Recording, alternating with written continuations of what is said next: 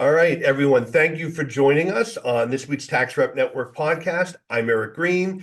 I am joined today by my buddy Carlos Samaniego. If you don't know Carlos, he's easy to find. All right, you can Google him and he'll come right up. All right, it's taxdebtconsultant.com. Carlos is an enrolled agent, an NTPI fellow. He's a certified tax resolution consultant with Tax Rep Network. He's the author of several books, including Make the IRS an Offer It Can't Refuse, which I love that one. Just love the title, The IRS Survival Guide and Never Give Up, and others. I just grabbed a couple of them. But he is also very, knee deep in this. And the big thing on everyone's mind after the headline, beyond the fact that apparently we're going to take over Gaza and turn it into the Riviera of the Middle East, um, is Donald Trump going to actually gut the IRS? So, of course, I'm sure Carlos, like you have, we're getting bombarded. I've got people in the government. What's funny is I've got revenue agents and officers calling me, asking me what I think is going to happen. You Yeah, work for the well, IRS. No, I hate to break it to you. President Trump didn't call me and said, you know what, Eric, this is what I'm thinking about. And honestly, well, you know what's crazy, Eric, and that's kind of the reason I kind of reached out to you is just because kind of like you're getting these calls, I'm getting the exact same calls because literally tax rep professionals are calling me. What's going to happen to our business? Are we not going to be in business anymore? And then the opposite side of that, I'm actually getting clients saying there's no need for us to move forward because the new administration is going to wipe out the IRS and they're not going to collect. So have that you been getting? But we were just talking about this. So, how many final notices came in yesterday? I had Liz said 32 letter 11s came in yesterday. Yeah. So, look. Here's what I think is going to happen. So they've offered the buyout, right? I've already heard from two appeals officers. They're taking the buyout. Anyone who can leave the government who is close to retirement anyway, this is their ticket out the door. I think here's what I think is going to happen, in all honesty. And I kind of equate it to what happened with COVID. And if you're wondering, I'm not talking about people getting sick and dying. What I'm talking about is it accelerated what was already happening. So whereas businesses would not have been into this remote work thing, they would do 1 day a week, maybe if you were a good performer. COVID just forced nothing changed. It just accelerated everything, Right. in my mind. What is happening here, to me, Danny Werfel, who was the commissioner who just stepped down, had a 5-year plan to automate, do much more online, make things easier for taxpayers to go into the government system and deal with their issue. Look who's leading this. It's Elon Musk, who's all about automation. So I think what this is going to do is you're going to see those resources, they are going to stop the hiring, right? There's already a hiring freeze at the IRS. They've already stopped all their hiring. They're going to shed everyone they can shed voluntarily. They can't go away. They still have to enforce, they still have to collect. Right. But that shift we've seen over the last 10 years of more correspondence audits done through the mail or online, the automated enforcement they've turned on, the letter 11s that are coming in waves, we're getting them too. That's going to become the norm. And so what I think is interesting is what will it do if you are so you know what? As a big picture, not to get on a soapbox, let's talk about the tax industry before we get into just the rep stuff. Right. You have automated bookkeeping. Now, take your pick. Intuit, Xero, BotKeeper, take your pick. Bookkeeping can be automated. Right. A human being should review it, but the bulk of the labor is done. Tax return prep, Lisio and Gruntworks have automated the 1040 prep. And everyone got very bent out of shape. Remember the Super Bowl last year when Intuit, break up with your tax preparer, Bingo. and Right. an industry went into meltdown over it. And I think it was the NATP, one of them contacted me and wanted a quote from me. Uh-huh. I said, look, it's probably in bad taste. It's probably a bit crass, but it's honest. I told him, I think if you're someone who just preps returns, you're a dodo bird. You're going to become like the pharmacist. If you're a Right. pharmacist in America, you work for Walgreens or CVS. Used to be Dwayne Reed, but they bought Dwayne Reed. Um, and so what I think you're going to see in the tax prep world, I mean, I don't know what's going on in California, Carlos, but out here, the big regional firms, Citron Cooperman's, Markham, CBiz, they're buying up all of the decent small firms. The accounting firm that does our work just got bought by Citron Cooperman. Because if you've got all these automated systems and you have everything in place, all you want is the clients, Right. right? I just want your clients. So in the tax prep world, we're going to see it. I think you're going to see it split, and you'll have a few islands in the middle. The decent firms are going to get bought by bigger firms and consolidated. The solo folks who buy and bang out 1040s will go to work for Intuit because they'll be the person on the video who will answer your questions. Right. It's like the pharmacists. They're going to go to work for Intuit, H&R Block, Liberty Tax, one of those.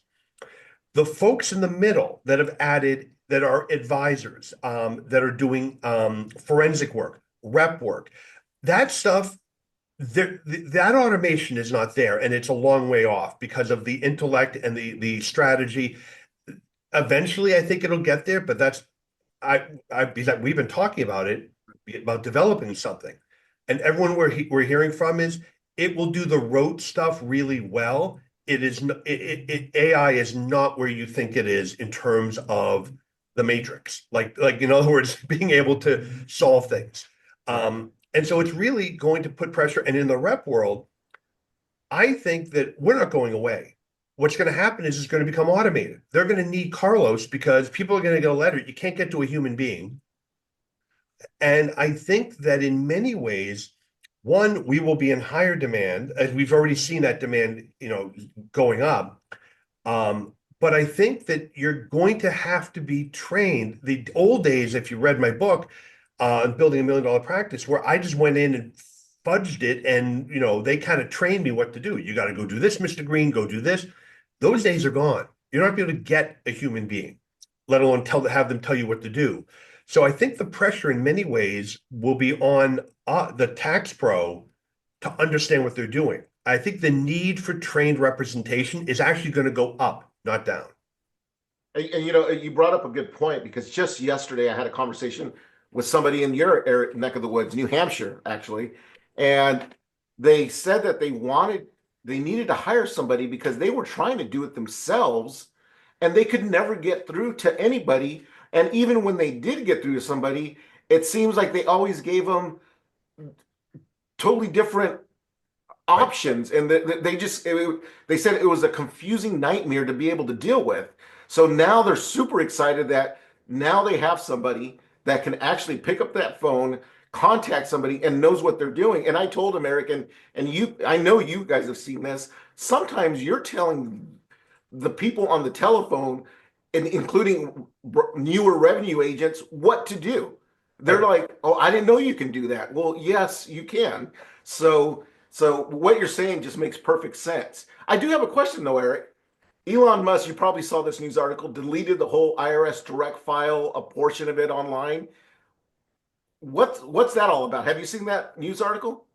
Yeah, I saw it, and I'm because I don't do returns myself. I'm not as up on that. Okay. Um, I have to tell you, so the Democrats loved the free file. Now, if you're asking me personally, Right. from a tax system, if you have a W-2 and that's it, why should you have to go pay someone to prep your return? Why can't I log online, confirm standard deduction, hit submit? Absolutely. To me, it feels like the lobbyists are winning. The Republicans, again, they view it as it's anti-competition, which Mm, I get, right? Anytime the government gets into providing something, now you're skewing the market. So now you're competing with H&R Block and Liberty Tax and Intuit and the rest. Makes So sense. I understand the theory why Elon Musk and the Republicans would be like, we are not in the business of doing returns.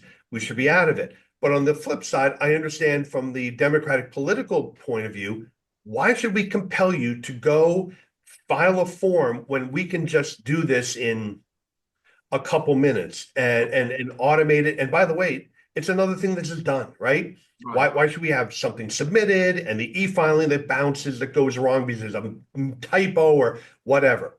Right. So I see both sides of it. Given that the Republicans are in power, I suspect that free file will go away for a while, at least. Um, And it makes much more sense now what you're saying, right? Because if you get rid of the whole free file, now they're going to have to go to a H&R Block or whatever it might be, because the average person has no clue what the hell they're doing anyway. right, right. So it makes And listen, sense.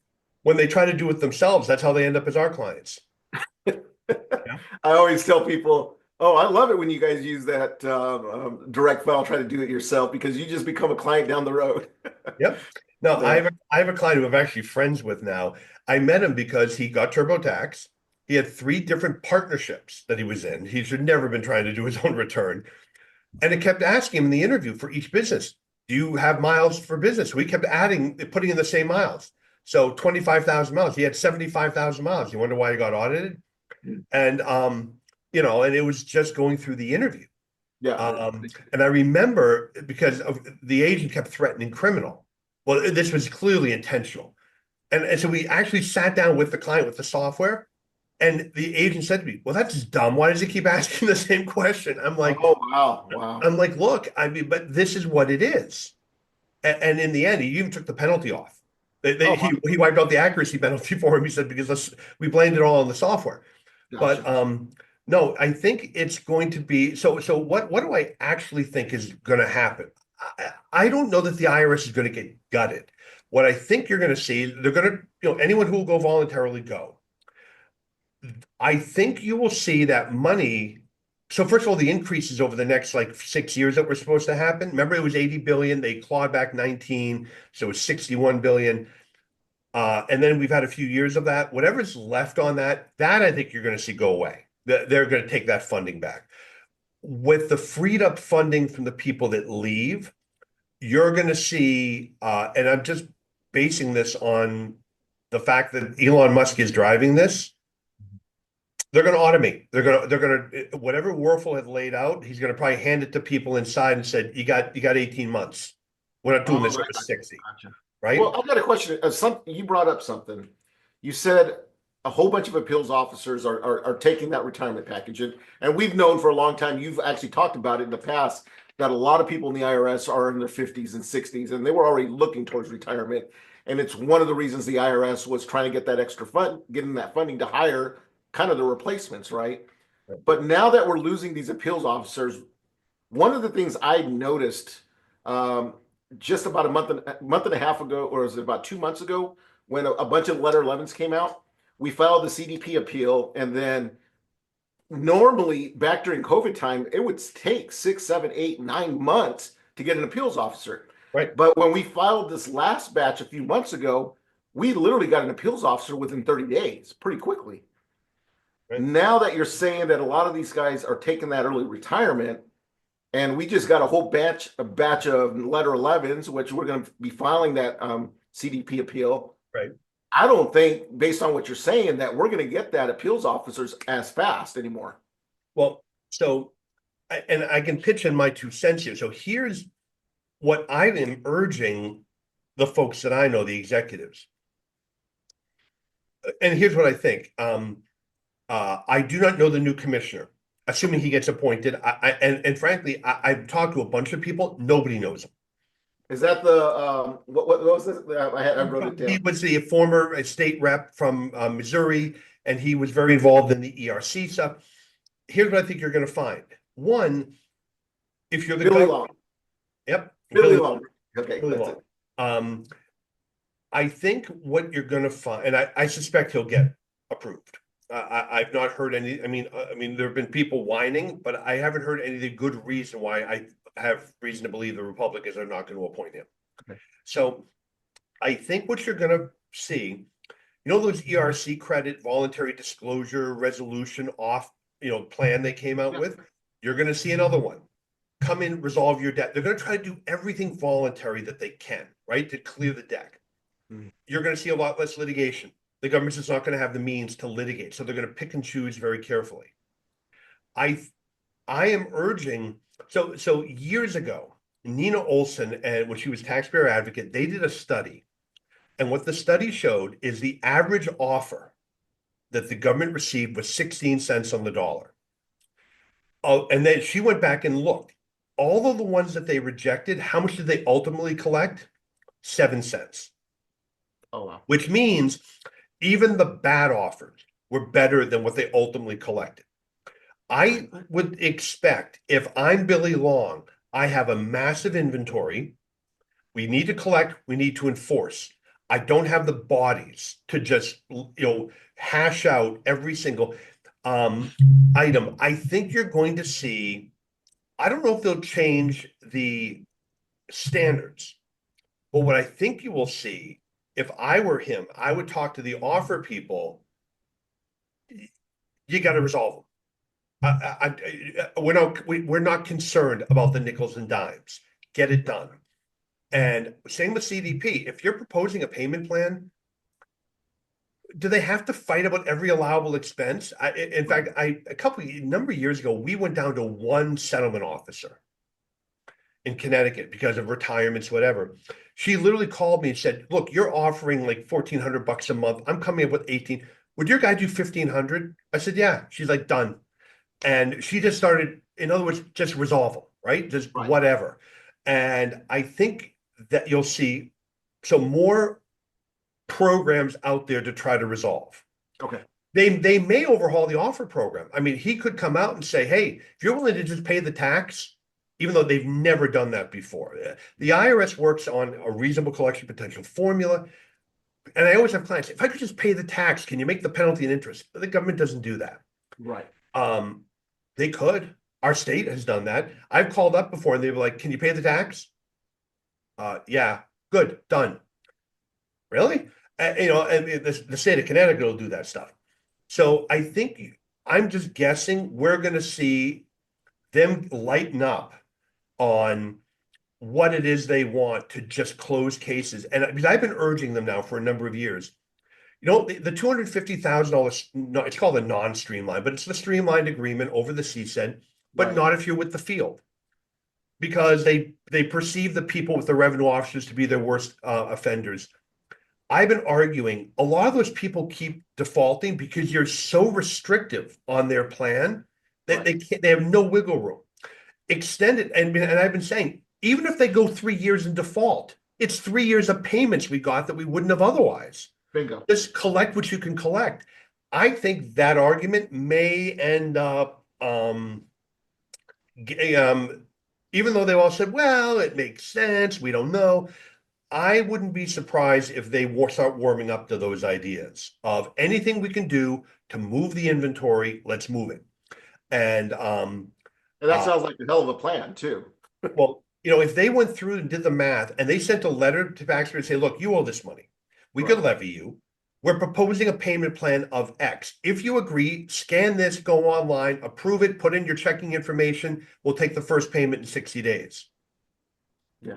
I bet a 15 point something million that owe balances. I bet you could get 500,000 to a million to just take the Bingo. deal. It's almost similar to what I've seen when people come in with their student loan debts. A lot of times they'll just get a notice, "Hey, start making this payment, and we'll consider you, complying in your student loans." Probably very similar to something like that. So A number of years ago, I don't remember the name of it. It was something limited audit. Um, Now I don't remember that it was a term for it. What they literally did, they tried this as a test basis. I got two of these. uh-huh. You got an audit letter that said, "We reviewed this. If you agree to get us everything within 10 or within 14 days, we're only going to look at these two issues. Get us the backup on those two. We promise the audit stays there." It was like limited scope, something audit. And because when I got them, I remember calling one of the auditors. She said, it's a test program, but can we focus on the big items and just move the audit pile? Because Um, what they probably found, and I'm guessing, if you study the time, if it takes a year to do an audit, after the few first big items, how much are you really collecting on all the other little nitty, right, right. gritty things you're picking on? And so I'm wondering if you're not going to see a warming up to that. That let's focus on the big items, almost like in public auditing. Carlos, I don't think you ever worked at a public accounting firm. I have not. What you did is it was like looking at error rate and all of that. If you have 5,000 receivables, but sometimes like 30-40% of it is like two items, three items. Oh, You gotcha. hit the big items and all right, we've already done testing. We tested 40%. If we're good, we're going to assume we're good. And nowadays with AI, they can audit everything. But way back in the 80s and 90s, when I was doing this, they would because like imagine auditing JP Morgan with $25 million transactions a day. Right, right, right. Now, again, with AI, which has now loaded on the system, they can test every single one of them, but they couldn't back then. You took a percentage of the biggest items, you tested them, and you hoped for the best. So Gotcha. I'm wondering if you're going to, again, I think one of the things I think they can do easily is we're going to do what we're going to do. We're going to limit the scope. We're going to shift it to these items, and we're going to move on. Um, they could go to the non-filers and say, if you file your returns, we need the last 6 years, whatever returns are missing, we'll waive penalty, we'll cut interest. This is a one-time opportunity. Come in and voluntarily file so we don't have to go after you. There Gotcha. are things that they could do that states have done. The IRS generally does not do. But those are all, I think, all things they could do in an attempt to move the inventory with the minimum number of people possible. But I do think in the end, it's going to be automation, automation, automation. You brought up a couple of things want you to kind of dig deep into it. Is you were talking about Connecticut, state of Connecticut, and we were talking about states. And Yep. we know California and Connecticut are probably just twin brothers, right? When it comes down to collection. Yep. I'm personally, and I've told other resolution people, and I've been saying this for years because you're one of the people that taught me this. Go after the state cases because they're going to move much faster anyway. Yep. So, and if they got a state case, guess what they're going to have? They're going to have more than likely an IRS issue. Right. What do you think happens with the states, considering now with all the new administrations wanting to cut funding to everybody? I think the states are even more so going to go after their past due tax debt that people have. And given, I agree. And given how many, and if you go back and look, whenever we've gone into like slumps, economic slumps, what you'll see a lot of are amnesty deals. And I think you're going to see a ton of amnesty. Come in, settle that back tax debt. We're willing to take 50 cents on the dollar, right? Just get rid of it. Right. Let's collect what we can collect. Our state of Connecticut he's gone now, but he was an assistant commissioner probably 10 years ago. I asked him, I'm like, of these debts, because the state of Connecticut shows this receivable because they assume 100% is collectible on every single debt. I said, how much of that stuff after 3 years is collectible? He said, almost nothing. Really? And I'm like, why don't you just send him an offer? Pay in 25 cents. First of all, just get rid of it. You don't have to keep sending him paper, bills. Just get rid of it. And I think that at the state side, probably you're going to see a lot of similar. If I were the state of Connecticut, I would adopt those limited scopes because those audits seem to drag on forever and they don't seem to ever really find a ton. And then they come up with baloney, where we had one here. They came into the client and you're not reporting and paying admissions tax, which is like if you have like an amusement park or whatever, and it's a business that has this in it. And so you're not charging, and they went all the way back to the beginning because they never filed or paid $2 million bill. Except that they don't charge, it's free. there is no admissions tax because you're not charging. And so we submit for an informal conference with the head of audit, and we sent them photos. It's free. There's no admissions tax due. He gets on the phone call with me. This is during COVID.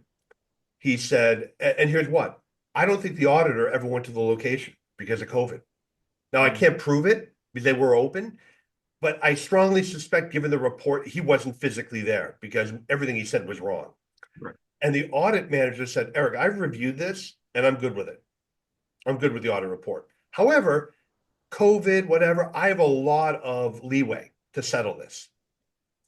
And I'm like, all right. He said, so make me an offer.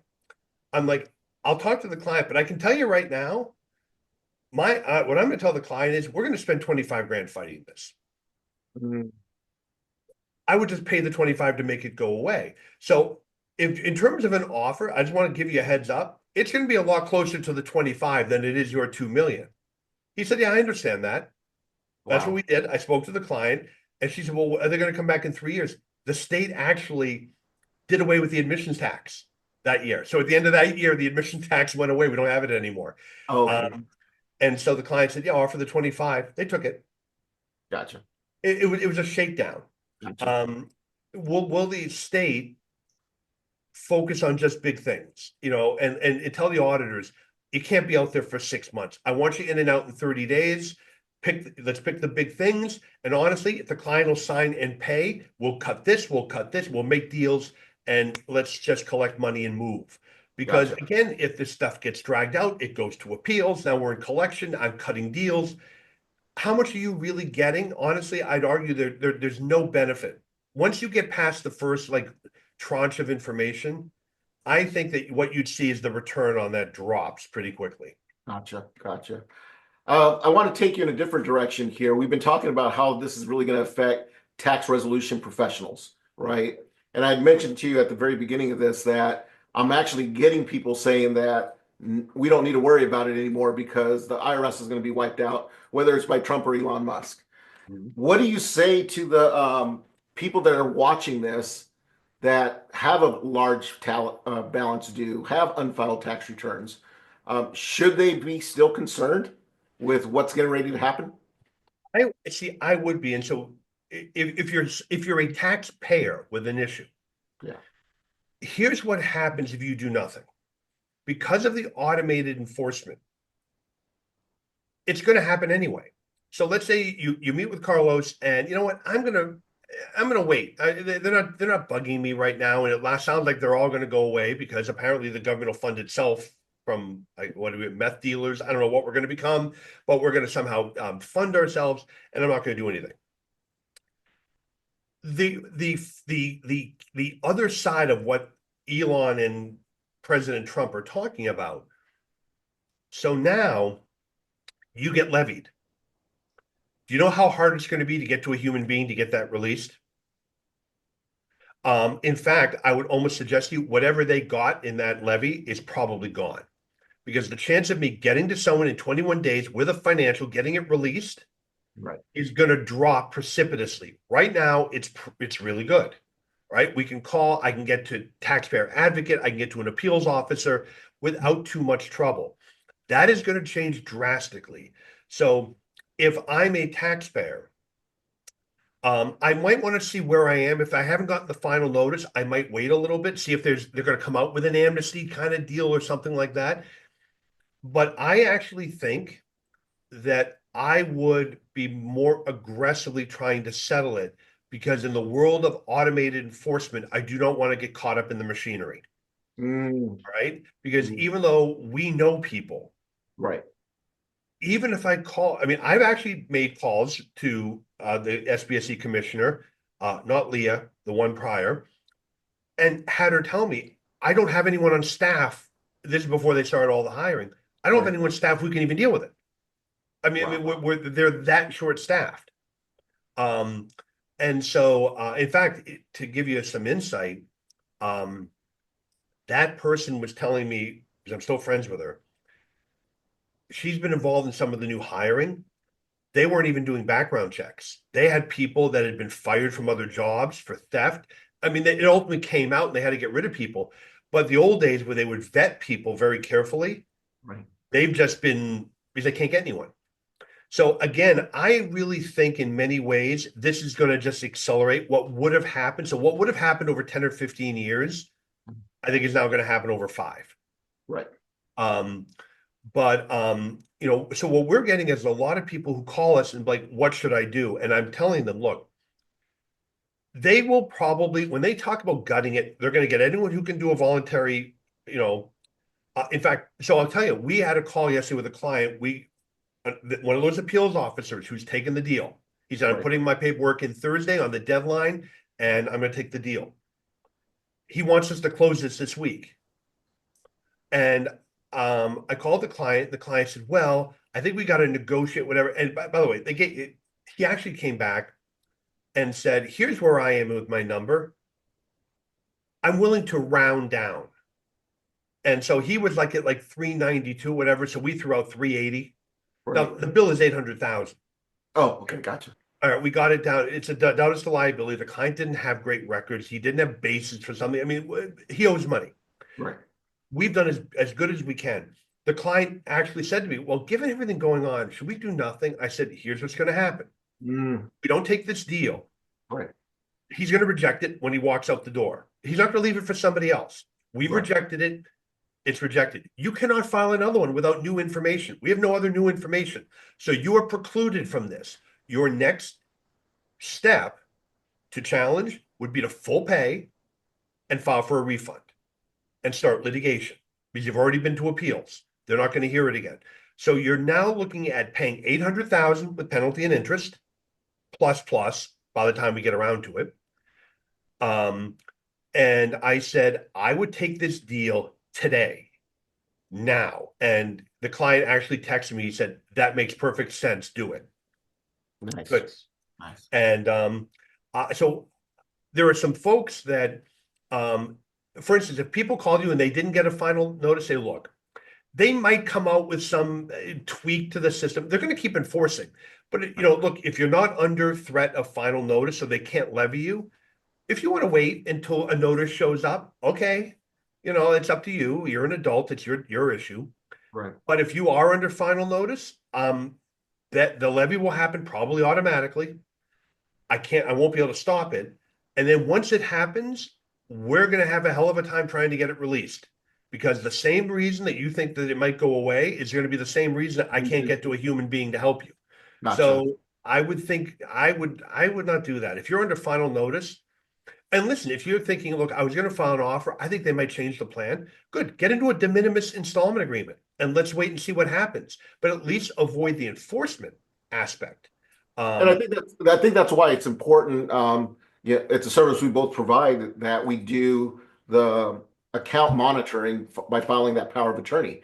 It's just so if you haven't got that letter 11, that we can at least monitor what's happening in real time, um, to be able to react if something were to happen. Right. It's funny because I sent an email. I think I sent you a copy of the email that people are literally believe that the IRS is just going to be wiped out. And I said in my email that the IRS has outlived the Great Depression, 2 world wars, 31 presidents, every reform promise since 1862. The IRS is not going anywhere anytime soon. Well, listen, to me, if in fact they truly had that idea, that would be like us getting rid of our accounts receivable department. It makes no sense to me whatsoever because, and by the way, Donald Trump has said they got to deal with the deficit. He wants to extend the TCJA provisions and possibly get more aggressive at cutting for businesses, right? To try to, promote for the economy. Where's this money coming from? Now, I know that people are like, well, tariffs. What happens generally with tariffs is prices are going to go up because people are going to be buying less. So we're not going to be collecting as much on tariffs because it makes it undesirable for people to buy it. It gets very expensive. So our income could go, income into the country could go up because of tariffs, but not enough. I've also heard this, the sales tax. Have you heard this? They're just going to do a sales tax and get rid of the income tax. No, This comes up. Remember, it came up with what's his name who had the 777. oh, that's Or, right. Okay. um, Kane was his name, right? He had the chicken restaurants, I think. Um, the problem with a sales tax, if you're a taxpayer listening to this, or even if you're a tax pro, go pull most of your clients, take their total liability for the year and divide it by their income. I'm betting they're paying somewhere between 9 and 13% when you add it all up. Right. In order to cover the current budget, the sales tax number, I think, has to be somewhere around 24 to 26%. Ooh. So most Americans would see their tax bill go through the roof. Now, you're not going to see the bill because it's on what you spend. But the cost of everything is going to accelerate. And the reason it's referred to as regressive, everyone who lives on their like 100% of their income, they're going to pay the tax. The wealthy who live on a fraction of their income, they're going to see their taxes drop. Mhm. So, though it would be good for Mr. Trump himself, I think this would be really bad for America. Wow. It's funny. I wake and you probably do the same thing. You wake up every morning, this last month with what the hell's going to happen next.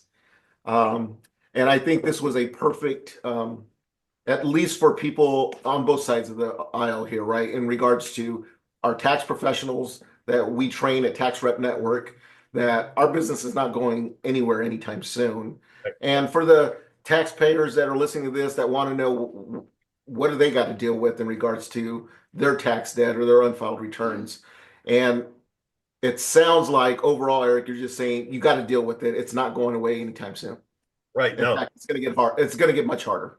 Yeah. And just for people listening, I'll be honest with you, and I'm an independent voter. So that means I hate both Democrats and Republicans equally. Um, I'm not suggesting that this is necessarily a bad thing to accelerate and invest uh in the automation and the online structure, and for taxpayers to be able to log in and deal with it has been everything we've been talking about for years. Right. So I think in many ways there's a good thing to this. It's going to be the pain of going through it because what's going to happen, the automation's not there yet. Now the bodies aren't going to be there. We're going to have this period, whether it's a year or 5 years, where we're going to go back to you can't get somebody. People are not going to get their problems resolved. People are going to end up getting levied and paying taxes they probably don't owe, but they're hamstrung. And as much as I like the business, I think it's offensive that you have to hire tax lawyers and high-end tax pros to get anything done with the government. In a way, it's almost a form of corruption in a way. I'm not suggesting that Mr. Trump's corrupt. I think what he's saying is, here's my idea, go do it. And he has people that are bulldozers, right? Mhm. Elon Musk, look what he did at Twitter. Right. What is it? Full sail ahead, be damned the mines. Um, there's going to be a growing pains going through this, and unfortunately, I think taxpayers are going to bear the brunt of it. But my advice, I agree with everything you're saying. I think if you have a problem, I would deal with it now. I would try to get ahead of it, and the rationale would be one, um, just also get it off your plate. Just I have to tell you and I know you see this. We talk about this. People that walk out of here after we've resolved it, and that weight has come off, is huge. I mean, it's not just the fact that you owe; it's the mental, and because of that, the physical toll it takes on you Right. carrying this around with you. Um, so one is just for that, I would deal with it. Right. Two, if you don't deal with it, what I'm very concerned about is if you get caught up in the machinery, the automated levy, trying to get to someone to fix that, who's even willing to fix that, is going to become a lot harder. And so it's a real gamble. It Yeah. is a real gamble that you're taking, because the downside might be that much worse. Right. Right. Well, I want to personally thank you just for, taking the time out of your schedule to do this. I know when I brought it up to you, I'm just like, okay, we got to get out there and tell and let people know what the heck's going on because a lot of us are just confused what's going on. And so thank you. And I know you said you had a case that you had to deal with at night at the bottom of the hour. So Yeah, no, and for those folks who are tax professionals listening to this, um, you are, I mean, and here's what Carlos, here's what I'm getting a lot of because of tax rep. right, I'm getting a lot of emails. Eric, I just have this one case, whatever. So if you need a case consult or you want to talk to someone on the tax rep team, I'll put in the description. You can click on that, see how we can help you, whether it's an actual case you just want help with, or direction, or you want to actually get involved in getting trained and adding this to your practice, whatever it is. Um, but we're going to see interesting times, I think, without a doubt. Patrick, for everyone out, Patrick, Wanzer's one of our trainers, literally emailed me and Kevin this morning. He's like, I've never had so much resolution work ever. yeah, We're getting bombarded with folks who I think are listening to me and are saying, like, I want to hurry up and get on this. right, I have had two that have questioned, like, should we do this now? And one I told you about is they're already in the middle of this doubt as to liability offer. No, no, no, take the deal. The other one, we're going to pull transcripts, and if they're not under final notice, look, if they want to wait, but just understand that I don't think access to the government is going to get easier for a long time. right. It's going to get worse, and so um, I would really take that into consideration. But no, listen, everyone, and Carlos, thanks for doing this. I think it's Oh, no. it's a really interesting topic. We are going to live to see interesting times. It's going to be a lot of fun. It's going to be fun. You know what? And I know you do too. We truly enjoy when we help somebody, how good that feels because we literally we save lives. I truly believe we truly save people's lives doing what we do. And Oh yeah, no, I mean just carrying around the weight of that. yeah, Um, and well, and I will, it's funny. I actually heard from a client. They're actually in the book. It was the steel company. They had all this debt, whatever. We and it took a while. We worked all that through. Well, without the debt, they actually got funding. They grew. They just sold for 12 million. Their steel company did wow. great. And she said, "Do you know we would never been able to do this without the capital? We would never gotten the capital if you hadn't finally gotten helped us get that debt resolved." They Right. went to an attorney who didn't do much. They went to an accountant who tried to help them but didn't really understand what he was doing. So I agree with you in some respects between the mental anguish, the physical fallout from that, but also the impact on people's lives, businesses, and income. Yeah. Um, we saving lives might be a little bit. I don't want to be overly dramatic, but the truth is, we do have a major impact on people's lives. Well, I'm coming from a former EMT paramedic, and a lot of times we've gone to emergencies, and you realize that heart attacks are caused by stress. And as you already know, I went 8 years dealing with this type of tax debt, and It's how you got into this, how actually. I got into this. And yeah, we do a lot. And if you are watching this also and you want to, as Eric said, you want to get involved in the tax resolution people business to be able to help other people like we're talking about, you know, look at the description below. Tax Rep Network. Eric has been an amazing mentor and trainer to not only me, but thousands of people across the country.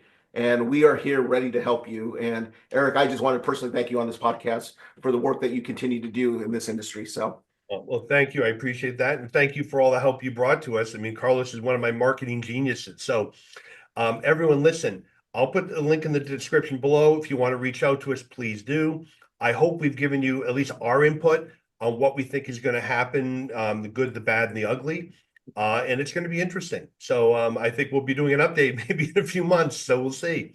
sounds But good. well, Carlos, thank you for doing this. Everyone, thanks for joining us this week. And see you next week on the podcast. Bye bye.